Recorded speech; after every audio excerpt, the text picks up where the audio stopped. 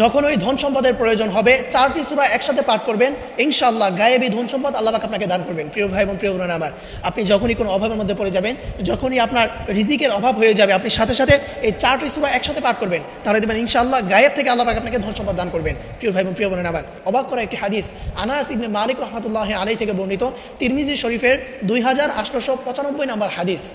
হাদিসের ভিতরে আল্লাহ রাসূল সাল্লাল্লাহু আলাইহি ওয়াসাল্লাম বলেছেন, ক্বালা লিরাজুলিন মিন আসহাবিহি, আল্লাহ রাসূল সাল্লাল্লাহু আলাইহি ওয়াসাল্লাম সাহাবায়ে কেরামের মধ্য থেকে এক সাহাবাকে বললেন, হাল তাজাওয়াজতু ইয়া ফুলান, হে অমুক তুমি কি বিবাহ করেছো? ক্বালা লা ইয়া রাসূলুল্লাহ লা ইনদি তাজাওয়াজতু বিহি। তখন সেই ব্যক্তি বলল যে, ইয়া রাসূলুল্লাহ, আমি যে বিবাহ করব আল্লাহর কসম আমার কাছে বিবাহ করার মতো কোনো ধন সম্পদ নাই, বিবাহ করার জন্য যে সম্পদের প্রয়োজন এটা আমার কাছে নাই। তখন আল্লাহ রাসূল সাল্লাল্লাহু আলাইহি ওয়াসাল্লাম বললেন, আলাইসা মাআকা কুল হুয়াল্লাহু আহাদ, তুমি কি সূরা ইখলাস অর্থাৎ কুল হুয়াল্লাহু আহাদ এই সূরাটা কি তুমি জানো না? ক্বালা বালা ইয়া রাসূলুল্লাহ। তখন সেই ব্যক্তি বলল, ইয়া রাসূলুল্লাহ, অবশ্যই আমি এটা জানি। এরপর রাসূল সাল্লাল্লাহু আলাইহি ওয়াসাল্লাম আবারও বললেন, আলাইসা মাআকা ইদা জা নাসরুল্লাহি ওয়াল ফাত, তুমি কি ইদা জা নাসরুল্লাহি ওয়াল ফাত অর্থাৎ সূরা ফাতহ এটা কি তুমি জানো না? ক্বালা বালা ইয়া রাসূলুল্লাহ। তখন সেই ব্যক্তি বলল, ইয়া রাসূলুল্লাহ, অবশ্যই আমি এটা জানি।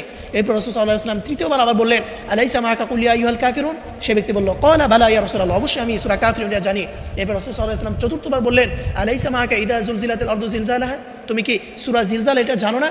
তখন সেই ব্যক্তি বলল, ক্বালা বালা ইয়া রাসূলুল্লাহ, অবশ্যই আমি এই সূরাগুলো জানি। তখন আল্লাহ রাসূল সাল্লাল্লাহু আলাইহি ওয়াসাল্লাম বললেন যে, তুমি এই 4টি সূরা বেশি বেশি পাঠ করো, কারণ এই 4টি সূরা তুমি যখনই পাঠ করবে সাথে সাথে আল্লাহ তোমাকে গায়েব থেকে তোমার ধন সম্পদ দান করবেন। এই জন্য প্রিয় ভাই এবং প্রিয় বোনেরা আমার, আপনার যখনই ধন সম্পদের প্রয়োজন হবে আপনি এই হাদিসের উপর আমল করবেন, এই 4টি সূরা আপনার আমল করবেন, সূরা ইখলাস, সূরা নাসর, সূরা কাফিরুন এবং সূরা জিলজাল, এই 4টি সূরা আপনার পাঠ করবেন একসাথে, তাহলে দেখবেন ইনশাআল্লাহ সাথে সাথে আল্লাহ পাক আপনাকে গায়েব থেকে ধন সম্পদ দান করবেন, এমন স্থান থেকে আপনাকে রিজিক দান করবেন যা আপনি কোনোদিন কল্পনাও করতে পারবেন না। আল্লাহ তাআলা আমাদের সকলকে এই সূরাগুলো বেশি বেশি পাঠ করে আমাদেরকে সকল অভাব আল্লাহ তাআলা দূর করে দিক। সকলেই পড়ি আমিন।